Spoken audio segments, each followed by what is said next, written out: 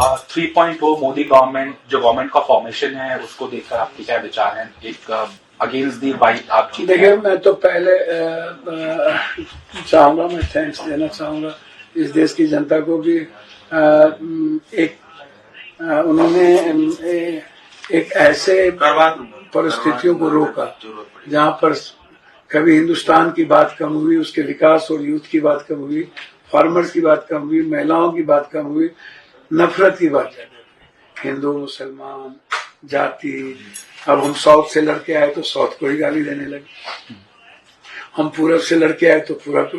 अब मणिपुर आप देख लीजिए, कांग्रेस दोनों चुनौती, मणिपुर को आपने कैसे छोड़ दिया अकेले, आप इसको समझिए। आप मणिपुर की घटना को याद कीजिए। मैं चाहता हूं कि देश का जो यूथ है ना, वो एरोगेंसी, जो क्रोध है, नफरत है, ये जो आक्रोश है, अब वो पसंद नहीं करता। एक ही चीज हिंदू मुसलमान, पीओके, पाकिस्तान, आप जहां जहां राम गए आप उसको उठा के देख लीजिए, वहां बीजेपी हार गई।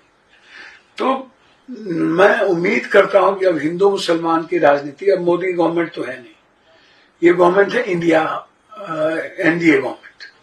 तो मुझको लगता है कि फोकस करनी चाहिए, जैसे अग्निवीर है, जैसे जाति जनगणना है ओबीसी की, जैसे 69% आरक्षण जो ओबीसी एसटी एससी का जो मुद्दा है, जैसे युवाओं की जो रोजगार के मुद्दे हैं, ये जो 81 करोड़ लोगों को जो ये आप 5 किलो अनाज देते हैं, अब फोकस करना चाहिए कि इस हिंदुस्तान की गरीबी और गरीब खत्म कैसे हो। 5 किलो अनाज, ये जो पॉलिटिकल स्टूल है, या हम अभी से ही लग जाएंगे कि किस पार्टी को तोड़े, किसको जोड़े, कल क्या होगा, कैसे हम 32 सीट बीजेपी में कर लें, तो फिर डेवलपमेंट रुक जाएगा। फिर भारत की जो इकोनॉमी है और आम आदमी की जो इकोनॉमी है वो खत्म हो जाएगा।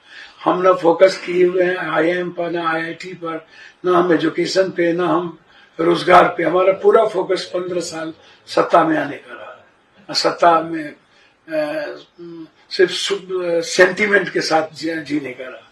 तो सेंटीमेंट के साथ सिर्फ हिंदू मुसलमान के सेंटीमेंट को अब जिंदा रख करके, इस बार भी कितनी नफरत की राजनीति बात हुई भाई, मैंने दूसरे मुद्दों पर बात ही नहीं हुई। ये तो मैं राहुल गांधी को थैंक्स दूंगा कि उन्होंने नीतिगत बात कर करके, और प्रियंका गांधी ने उन गलत मुद्दों को अलग रखा, संविधान और लोकतंत्र को सामने रख करके देश के आधी से अधिक आबादी, आज आप इसको समझिए भाई मेरे, जैसे मैं बिहार से आता हूं, तो मैं क्या चाहूंगा, मैं चाहूंगा कि किसी भी कीमत पर विशेष राज मिले। अब तो चरण पादुका भी हो गए, हनुमान भी उनके साथ हैं, सुदामा भी, मांझी जी उनके साथ हैं। सीताराम मांझी ने हालांकि मना किया, उनको भी कोई न्योता नहीं आया है। 4 जेडीयू के मंत्री बनने जा रहे हैं, लल्लन सिंह, संजय कुमार झा, रामनाथ ठाकुर और कौशलेंद्र कुमार। देखिए, एक बात आप समझिए, मुझको नहीं पता इन लोगों ने न्योता आया कि नहीं आया। 4 बनने जा रहे हैं, अब चिराग जी के ठुल ले रहे हैं, क्या ले रहे हैं हमको नहीं पता, उनको भी कॉल आ जाएगा अकेला।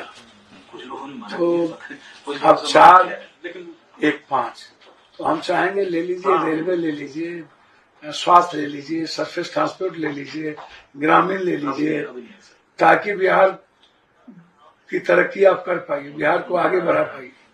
मुझको लगता है कि नीतीश कुमार जी से मेरी बड़ी विनम्रता के साथ है कि आपके 4 मुद्दे हैं नीतीश कुमार। पहला है विशेष राज, तो आपको मंत्रिमंडल से पहले विशेष राज ओके करवाना चाहिए। दूसरा, नीतीश कुमार जी से आग्रह है मेरा बहुत क्लियर कि आपके मुद्दे थे 69% आरक्षण, जो आपने कांग्रेस की के साथ गवर्नमेंट फॉर्म किया, तो सबसे पहला 69% आरक्षण और जाति जनगणना को आपने किया। तो मेरा होगा कि ये दोनों मुद्दे आपको बात करके इसको कराना चाहिए। चौथा मुद्दा आपके थे अग्निवीर पर, हम किसी भी कीमत पर समझौता नहीं करेंगे। तो अग्निवीर जैसे मुद्दों को आपको फिर से री अमेंडमेंट करवाने के लिए आपको बात करना चाहिए। आप इस पे बात नहीं किए, आप विशेष राज्य पे बात नहीं किए। तो अब है बिहार का डेवलपमेंट और इंफ्रास्ट्रक्चर। एक 6 लेन नहीं है, तो हम तो चाहेंगे कि नीतीश कुमार जी मात्र 1 साल चुनाव को बताए नीतीश कुमार जी का, और 1 साल में डेवलपमेंट करना। 1 साल के बाद इनकी पार्टी को बीजेपी खा जाएगी कि रखेगी कहना मुश्किल है। जिनको जिनको ये बनाएंगे वही इनकी पार्टी तोड़ देंगे कि क्या करेंगे भगवान जाने। क्योंकि एक रिकॉर्ड है बीजेपी का, मेघालय में खत्म कर दिए, जगन रेड्डी को खत्म कर दिए, नवीन पटनायक को खत्म कर दिया। तो बीजेपी का ये रिकॉर्ड आप उठा के देख लीजिए, जो जो इनके साथ गए। पहले चिराग जी को भी खत्म किए, सहनी को भी इन्होंने निकाल दिया, इनके 4 एमएलए को तोड़ लिया। तो ये जो 1-2 एमपी वाले लोग हैं, इनको थोड़ी ना मिलाएंगे। तो मैं मोदी जी से सिर्फ इतना आग्रह करूंगा कि अब भारत की इकोनॉमी,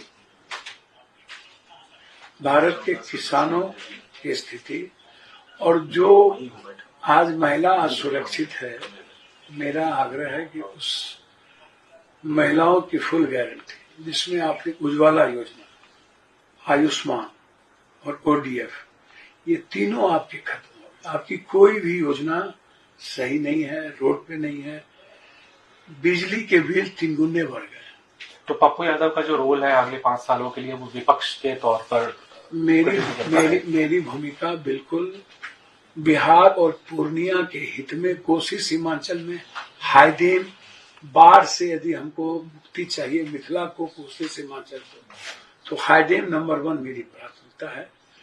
सेकेंड, उस इलाके में मखान और मक्का की फैक्ट्री। थर्ड है मेरा बिल्कुल क्लियर, उस इलाके में अधिक से अधिक रेलवे का इंफ्रास्ट्रक्चर, अधिक से अधिक एयरपोर्ट, और पूर्णिया को हाईकोर्ट बेंच और उपराजधानी। हम बिल्कुल चाहते हैं कि सहयोग लेंगे। पीएम साहब सबके पीएम हैं। हमारा तो बिल्कुल सीधा है कि बिहार आने वाले 1 साल के अंदर उन पुरानी हर परंपराओं से निकाल करके बिहार की जनता जिस तरीके से पप्पू यादव पर भरोसा किया है, हम उस भरोसे पर खरे उतरे और बिहार की सरकार में मजबूती के साथ हिस्सेदारी। स्वतंत्र ही बने रहेंगे या फिर कांग्रेस के साथ जा सकते हैं? जेडीयू को तो आप बहुत कोस ही रहे हैं। नहीं, मैं किसी को नहीं कोसता। मैं जेडीयू को कहाँ कोसा? मैंने कहा मेरे बड़े भाई की तरह है, लेकिन आप विशेष राज तो लेंगे ना। और आरजेडी के अंदर भी कुछ सर सवाल ही नहीं उठता है। आरजेडी के बारे में आपसे मैं इतना कह सकता हूँ कि लालू यादव जी मेरे लिए बहुत ही सम्मानजनक है, लेकिन जो युवराज है, जिनके चलते आज राहुल गांधी जी नहीं तो 15 सीट आ गया होता, और उस अहंकार और एरोगेंसी के चलते कोसी सीमांचल और मिथिलांचल और तिरहुत मुजफ्फरपुर की सारी सीटें खत्म हो जाना, और राहुल गांधी और प्रियंका गांधी का प्रोग्राम तक नहीं सही से लगना, यदि लग गया होता और कन्हैया जी को भी वहां चुनाव लड़ गए होते, और सिवान से हिना साहब को भी टिकट मिल गई होती, और पप्पू यादव के लिए इतना नफरत नहीं पाला गया होता, तो आज दृश्य कुछ और होता। भाई मेरे, कलेक्टिव जहां जहां लड़ाई हुई वहां पर आप देख लीजिए, और जहां जहां राहुल जी और प्रियंका जी का पूरी मेहनत रहा, आप वहां की स्थिति देख लीजिए। तो इसीलिए उनकी ब्लेसिंग और ट्रस्ट मेरे साथ है। मैं कांग्रेस की आइडियोलॉजी को सम्मान देता हूं और मेरी प्राथमिकता है। अब लीडरशिप पप्पू यादव पर बिहार के इश्यूज पे कितना भरोसा करेंगे, ये उन पे निर्भर करता है, हम पे निर्भर नहीं करता है। लेकिन बिहार के हित में मैं जरूर पीएम साहब से सहयोग लूंगा। जिस भी परिस्थिति में हूं, मैं अपने पूर्णिया को नंबर 1 करने के लिए कोई भी कसर बाकी नहीं। Thank you. अगर आप ये वीडियो YouTube पर देख रहे हैं तो हमारे चैनल को सब्सक्राइब करें और बेल आइकन को दबाना ना भूलें। अगर आप Facebook पर ये वीडियो देख रहे हैं तो हमारे पेज को लाइक करें।